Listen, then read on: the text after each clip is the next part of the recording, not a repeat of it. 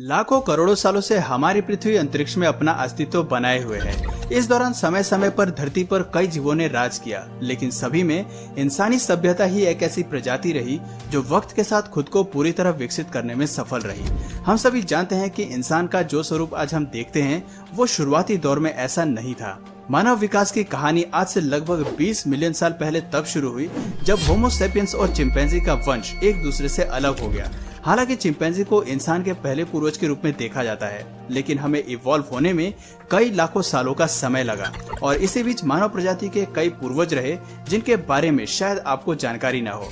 आज की हमारी ये वीडियो ह्यूमन ओरिजिन और पुराने पूर्वजों की कहानी बयां करती है और बताती है कि ह्यूमन का एवोल्यूशन कैसे हुआ।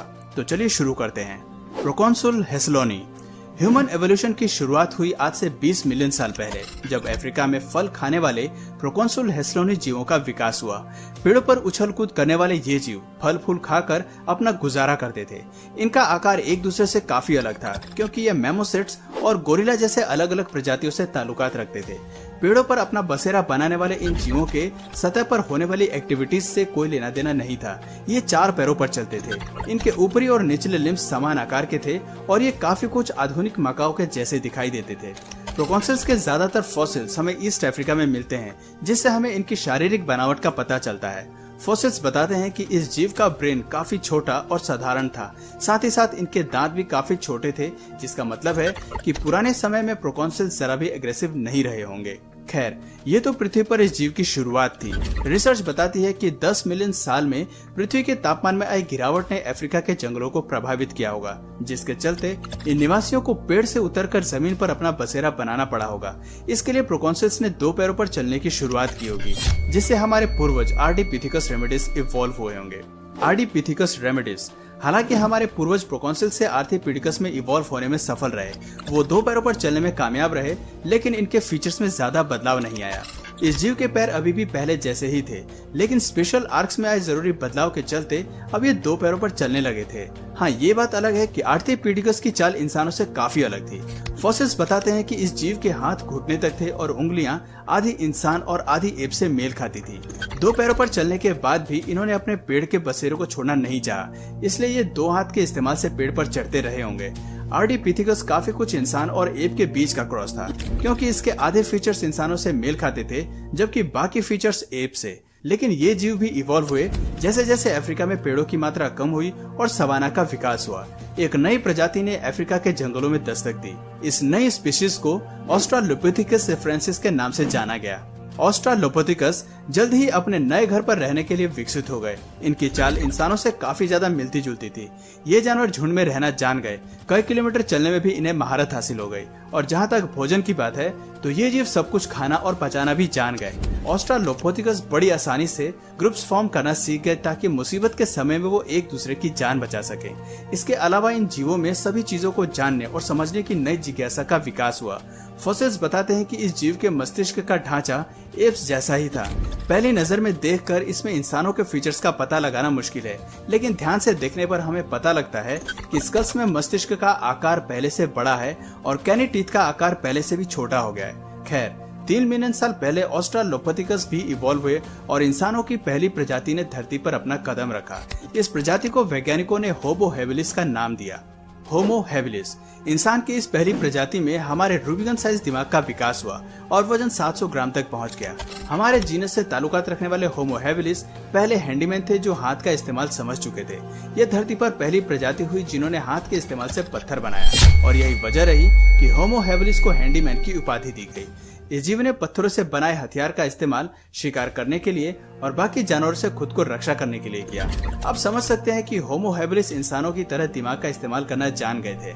हालांकि अभी तक इनकी सोच का दायरा काफी सीमित था, लेकिन एक बात तो माननी पड़ेगी कि हमारे ये पूर्वज पहले से काफी विकसित थे। पेड़ का जीवन भले ही काफी आरामदायक था, लेकिन ट्रैवलिंग एंड एक्सप्लोरेशन इंसानों के लिए आकर्षण का केंद्र था। शायद इसी भावना से होमो हैबिलिस केवल सवाना के क्षेत्रों तक सीमित नहीं रहे और आगे बढ़ते गए। हालांकि दुनिया में खुद को जीवित रखना पेचीदा था, लेकिन ब्रेन इंटेलिजेंस हर मुश्किल का समाधान ढूंढने के लिए काफी था। इंसान की पहली प्रजाति को बचाने में सबसे बड़ा हाथ ताकत और गुस्से का नहीं, बल्कि इंटेलिजेंस का रहा। हालांकि होमो हैबिलिस के स्कल्स की बनावट काफी कुछ ऑस्ट्रालोपिथेकस से मेल खाती थी, लेकिन दिमागी हिस्सा इंसानों की तरफ विकसित हो रहा था और चेहरे का आकार छोटा हो गया था। ये इनके इवोल्यूशन की कमाल की खबर थी। करीब 1.5 मिलियन साल पहले एक नई स्पीशीज ने पृथ्वी पर दस्तक दी। ये स्पीशीज होमो हैबिलिस की एडवांस वर्जन थी, जिसका नाम था होमो एर्गेस्टर। होमो एर्गेस्टर धरती पर अब तक वो समय था जब इंसान के पूर्वज जानवरों से डर कर और संभल कर रहते थे, लेकिन होमो एर्गेस्टर ने इस नियम को बदल डाला और अफ्रीका के सवाना में बाकी जानवरों के लिए खौफ की वजह बन गए। इंसान की इस प्रजाति ने भाले और पत्थर से एडवांस हथियारों का निर्माण करना सीख लिया।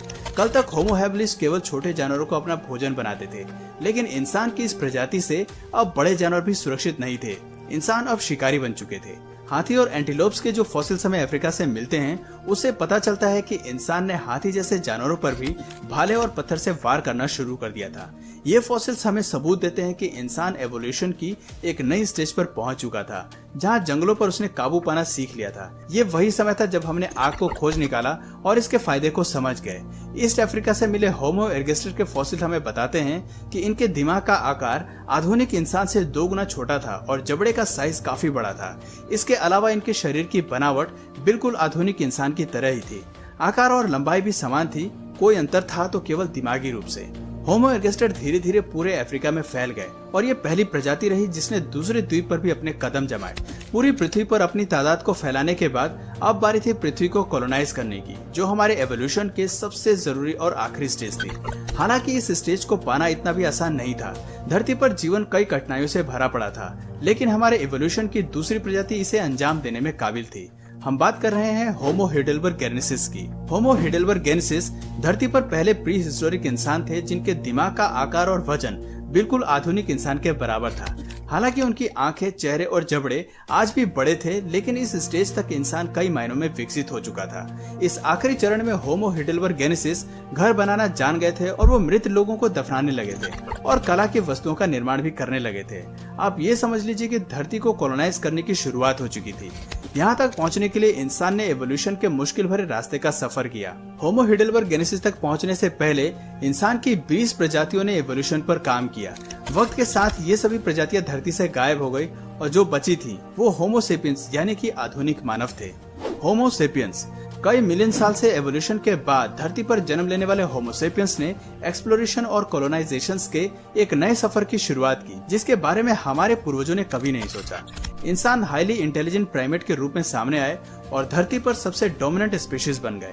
आज ये एकमात्र ऐसी प्रजाति है जिसने पूरे पृथ्वी को कॉलोनाइज करने के आखिरी चरण को भी पार किया है। अब वो अंतरिक्ष के दूसरे ग्रहों पर अपनी नजर गड़ाए है।